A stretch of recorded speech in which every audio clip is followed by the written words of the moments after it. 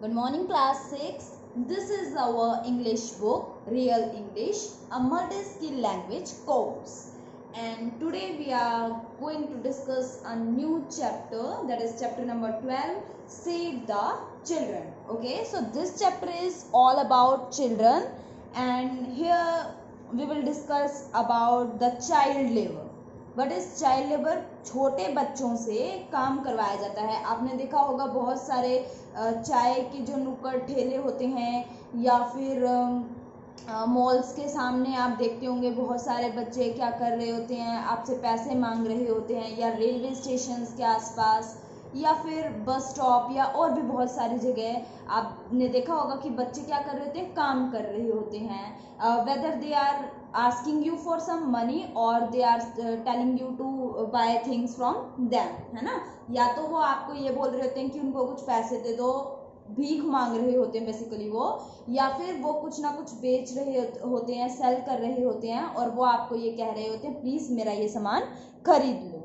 तो उसी के बेसिस पे एक चैप्टर है save the children. Okay, today we are going to just read out this chapter and tomorrow we will discuss about the explanation of the chapter. When we pass by a construction site, sometimes we see small children working and carrying bricks on or other heavy materials on their heads. We also see children working at tea stalls. Have you ever imagined yourself doing the same thing? Have you wondered about the lives of these children who work? How do they live? How do they start working? Here is the story of one such boy. So let's read the story. Jay was traveling to Mumbai on a train with his family to spend his summer holidays there. He was very excited about it. He made lots of plans of what he was going to do in his break. He was dreaming of sleeping and waking up late. He thought about the good treats that his grandmother was going to prepare for him. At night, when his parents were fast asleep on their berths, he heard a whisper near his lower berth. Jack flashed his small torch to see what was happening. He suddenly saw a little boy trying to sleep on the floor in the small space between two berths. The boy looked scared and hungry. Jay offered him a biscuit and they started talking. Jay asked, "What is your name? How old are you? Why are you sleeping on the floor?" The boy replied, "My name is Shantu. I am 10 years old. I want to go to Mumbai. But where are your parents?" asked Jay.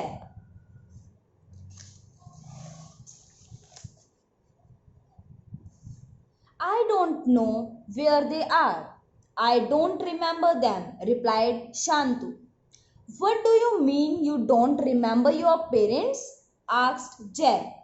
"My father left me on a train while I was sleeping many years back," came the reply.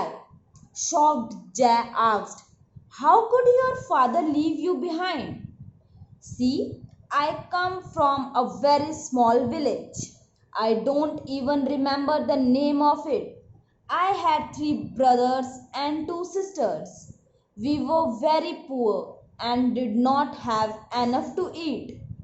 One day, my father told me that we were going to the big city to find a job to bring back some money. I was very excited because that was my first train ride.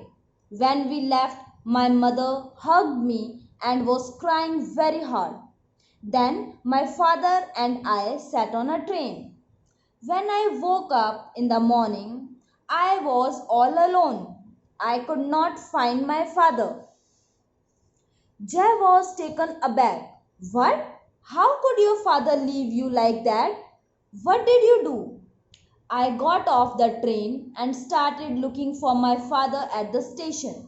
Night came and I still could not find him.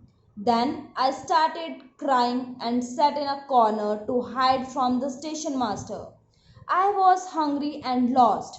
Next day, I met another small boy who was selling paper soap on the railway platform, said Shantu. What a little sigh, Shantu continued. Sorry, with a little sigh, Shantu continued. His name was Dhruv. He found me and took me to a place where there were many children like me. Some of them had got lost, some ran away from their families, and some were left behind by their families. Why would a family do that to their own child? Asked Jay. There are many reasons.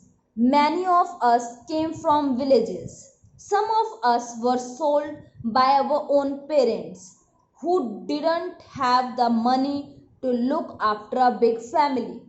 Some parents are tricked into it, replied Shantu. But how can the parents be tricked? I have 8 friends to whom this has happened. Their father or an aunt was contacted by someone they knew. This person promised their family a better life for the children. They promised to send the children to school or give them houses to live in. My friends were then taken away by that person. He later forced them to work in factories. 3 of them were simply sold to other employer.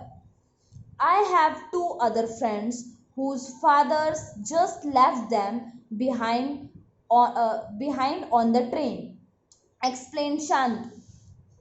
What happens to them? Asked Jay. A lot of things, and often bad things happen to us. Some of us are made to sing and dance on the streets. You can see children dancing in the middle of the road or selling things at a traffic signal. At times, small children get lost. To survive, they join other children who work, continued Shantu. But what kind of work can small children do? Asked a shocked Jay. With a sad smile, Shantu said, many things, but most of them are illegal. I started working in a factory where they made silk. We are made to work in factories that make crackers, at construction sites and sari factories. But isn't it dangerous? Inquired Jay. Yes, it is very dangerous. We are forced to work under horrible conditions. We work for long hours, sometimes for 16 hours a day. There are times when we are not going fresh food, when there are times when we are not given fresh food to eat. I hated being punished if I did something wrong or was not working fast. But we can't do anything. We are all alone in this world. So we stay wherever we get some money, find a food and a place to stay. When things get bad, we run away to another place, explained Shantu. I have heard that it is against the law to make small children work, but it still happens. Nobody cares for us, he finished. What do you eat? Well, it depends on where I am. Sometimes I go hungry. If I am working at a tea stall, then the owner usually give me the leftovers. Sometimes I even have to look for food in the garbage. Don't you feel lonely? Asked Jed. With tears in his eyes, Shantu replied, very much. I miss my family. I hardly remember what they looked like. For a long time, I tried to find them, but I don't remember where they live. I miss my mother's hug. What are you going to do in Mumbai? Asked Jack curiously. Mumbai is a big city. When it gets cold in Delhi, some of us go to Mumbai. There are millions of children like us, you know. Well, we will find something to do. Soon it was morning and Jay's parents were going to wake up. Shantu could be caught for traveling without a ticket and thrown out of the train. So he had to leave. Before Shantu escaped, Jay gave him some food that he had in his bag and his favorite toy to remember him by. In the few hours of the night, the whole world of Jay had changed. He was suddenly aware of many things that he had taken for granted. He knew that whenever he saw another poor kid on the street, he would remember Shanti. So this is the whole chapter, and I hope you will get a glance of the chapter what is all about there in the chapter. So what you have to do today is just write down these words with their meaning in your notebook and learn them. Okay, so there are only two words and you have to write down in your notebook and learn them. So that's all for today. Thank you and have a nice day.